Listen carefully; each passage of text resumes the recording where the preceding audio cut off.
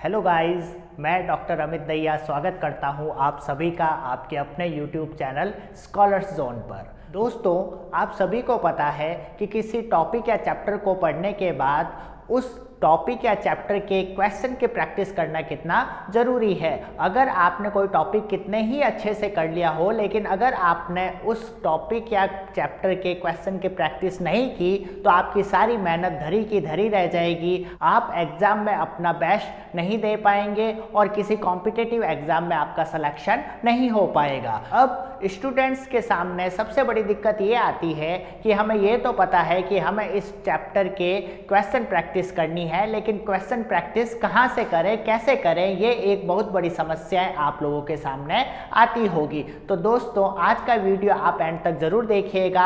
आज के इस वीडियो से आप समझ जाएंगे कि आपको क्वेश्चन की प्रैक्टिस किस तरीके से करनी है, कैसे करनी है, ताकि आप एग्ज़ाम में अपना बेस्ट दे पाएँ। तो चलिए दोस्तों, शुरू करते हैं। क्वेश्चन प्रैक्टिस को लेकर आप सभी के मन में सबसे बड़ी उलझन यही रहती है कि सर हम कौन सी गाइड सॉल्व करें, हम किस कोचिंग के मॉड्यूल सॉल्व करें। तो देखिए दोस्तों, आपको वही गाइड या मॉड्यूल सॉल्व करने हैं जिसमें क्वेश्चन का लेवल आपके एग्ज़ाम के हिसाब से होना चाहिए। कहने का मतलब, जिस लेवल के क्वेश्चन आपके एग्ज़ाम में आते हैं उसी लेवल के क्वेश्चन उस गाइड या मॉड्यूल में होने चाहिए। फॉर एग्जाम्पल, जैसे अगर मैं बात करूँ नीट की, तो आपको पता है कि नीट में सिर्फ एनसीईआरटी लेवल क्वेश्चन ही पूछे जाते हैं, अगर मैं केमिस्ट्री की बात करूं तो। लेकिन दोस्तों, आपने देखा होगा कि ज़्यादातर गाइड्स में या ज़्यादातर कोचिंग के मॉड्यूल में क्वेश्चन का लेवल एनसीईआरटी से बहुत ज़्यादा बाहर होता है, बहुत ज़्यादा डिफिकल्ट क्वेश्चन उसमें दे रखे होते हैं। लेकिन दोस्तों, आपको क्वेश्चन करने की ज़रूरत नहीं है, क्योंकि आपके एग्ज़ाम में उस लेवल के क्वेश्चन पूछे ही नहीं जाते। अगर आप वो क्वेश्चन करेंगे तो पहली बात तो आपसे सॉल्व हो नहीं पाएंगे, क्योंकि एनसीईआरटी से बहुत ज़्यादा ही बाहर के लेवल के क्वेश्चन होते हैं। और अगर क्वेश्चन सॉल्व नहीं हो पाएंगे तो आप डीमोटिवेट हो जाएंगे, आप डिप्रेशन में चले जाएंगे और हमें वो क्वेश्चन करने की ज़रूरत ही नहीं है।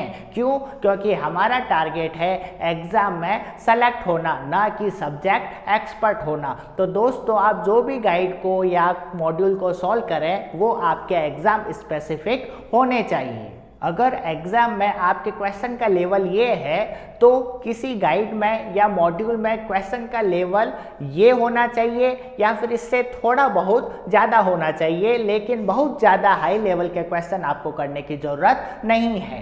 कोचिंग इंस्टीट्यूट तो जानबूझकर अपने मॉड्यूल में क्वेश्चन का लेवल बहुत ज़्यादा डिफ़िकल्ट रखते हैं। क्यों? अगर वो सिर्फ एनसीईआरटी लेवल के क्वेश्चन ही नीट के स्टूडेंट को प्रोवाइड करवाएंगे तो सिर्फ एनसीईआरटी के लिए उन्हें फीस के रूप में 1 लाख 1.5 लाख कौन देने बैठा है। तो आप अपना थोड़ा सा दिमाग यूज़ कीजिए और आप खुद देखिए कि आपके पर्टिकुलर एग्ज़ाम में किस टाइप के क्वेश्चन पूछे जाते हैं। उसका सबसे अच्छा तरीका है प्रीवियस ईयर क्वेश्चन को सॉल्व करना। मैं सबसे अच्छा तरीका इसी को मानता हूं कि आप पिछले साल के पेपर को सॉल्व कीजिए। वो पिछले साल के पेपर ज़्यादा पुराने भी नहीं होने चाहिए, लेटेस्ट 2-3 पिछले सालों के क्वेश्चन आपको सॉल्व करने हैं। फॉर एग्जांपल, अगर आपको 2020 में एग्ज़ाम देना है तो आप 2017, 2018, 2019 के पेपर सॉल्व कीजिए। ज़्यादा पुराने पेपर सॉल्व करने की ज़रूरत नहीं है, क्योंकि आपको पता है कि टाइम के साथ साथ क्वेश्चन के पैटर्न भी चेंज होता रहता है और क्वेश्चन का लेवल भी चेंज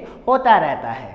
अब प्रीवियस ईयर क्वेश्चन सॉल्व करते हुए आपको 2 चीज़ें करनी हैं। सबसे पहला काम तो आपको क्वेश्चन प्रैक्टिस करनी ही है। अब इस क्वेश्चन प्रैक्टिस को भी कैसे करना है, इसको भी आप थोड़ा समझिएगा। आपको क्या करना है, आप क्वेश्चन सॉल्व करना शुरू कीजिए और जो क्वेश्चन आपको फर्स्ट बार में आपसे सॉल्व नहीं हो पाता है या आपको डिफ़िकल्ट लगता है तो उस क्वेश्चन पर आप अटकिए मत। आप पूरा टाइम उस पर्टिकुलर एक क्वेश्चन पे ही खराब मत कीजिए। आप थोड़ा अपना दिमाग लगाइए, उस क्वेश्चन को मार्क कर दीजिए और जब भी आप अपने टीचर से मिलें या किसी फ्रेंड से मिलें तो उसके साथ आप उसको डिस्कस कीजिए। आप में से ज़्यादातर बच्चे ऐसा ही करते हैं कि जब कोई क्वेश्चन नहीं हो पाता तो सारा टाइम उसी एक क्वेश्चन में खराब कर देते हैं। सुबह से शाम हो जाती है, शाम से रात हो जाती है, लेकिन आप उस क्वेश्चन को छोड़ते नहीं हैं। दोस्तों, इस तरीके से टाइम चला जाएगा, आप तो उसको मार्क करके रख दीजिए।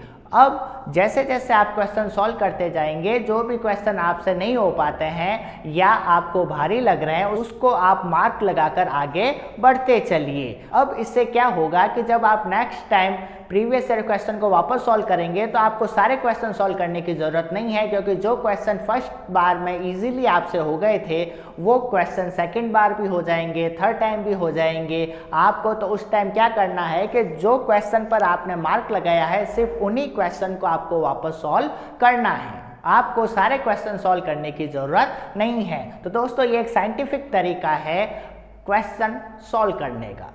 दूसरा काम दोस्तों आपको यह करना है कि जब भी आप previous year question paper solve करते हैं तो उन पेपर को आप अच्छे से एनालाइज कीजिए। आप देखिए कि कौन सी टॉपिक से क्वेश्चन ज़्यादा पूछे जाते हैं और किस टॉपिक से क्वेश्चन पूछे ही नहीं जाते हैं। तो जहाँ से क्वेश्चन ज़्यादा पूछे जाते हैं, जो टॉपिक इम्पोर्टेंट है उस पर हमें ज़्यादा मेहनत करनी है, और जहाँ से क्वेश्चन पूछे ही नहीं जाते वहाँ पर इतनी मेहनत करने की ज़रूरत नहीं है। साथ ही आप देखिए कि क्वेश्चन का नेचर कैसा है, क्या क्वेश्चन डायरेक्टली पूछे जाते हैं, फैक्ट बेस्ड क्वेश्चन पूछे जाते हैं या थोड़ा घुमा फिरा कर क्वेश्चन पूछे जाते हैं। तो दोस्तों आपको प्रीवियस ईयर क्वेश्चन पेपर में क्वेश्चन की प्रैक्टिस भी करनी है और साथ ही प्रीवियस ईयर क्वेश्चन पेपर में पेपर का एनालिसिस भी करना है। साथ ही दोस्तों क्वेश्चन सॉल्व करते समय आप हमेशा अपनी स्पीड पर भी ध्यान दीजिएगा।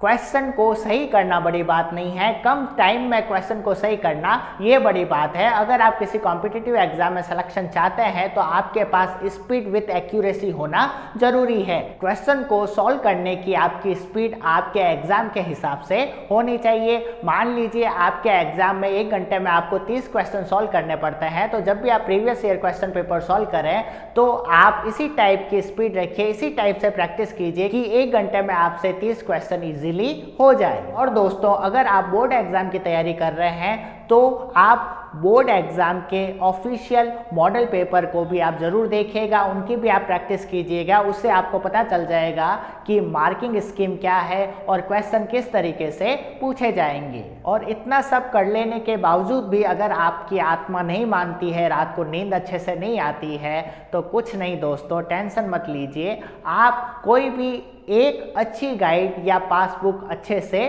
सॉल्व कर लीजिए। कौन सी अच्छी गाइड, कौन सी पासबुक, ये आप अपने टीचर से पूछ सकते हैं, उनके साथ डिस्कस कर सकते हैं। लेकिन ऐसा ना हो कि आप 8-10 गाइड लेकर और सॉल्व करने बैठ जाए। नहीं, एक previous year question paper plus एक अच्छी गाइड सफिशेंट है। आप इन दोनों को आप अच्छे से सॉल्व कर लीजिए, उसका कोई भी क्वेश्चन आपसे छूटना नहीं चाहिए। जहाँ पे दिक्कत आती है आप अपने टीचर से डिस्कस कर सकते हैं। तो अगर आप इतना कुछ करेंगे तो डेफिनेटली आपको एग्जाम में सक्सेस जरूर मिलेगी। क्यों?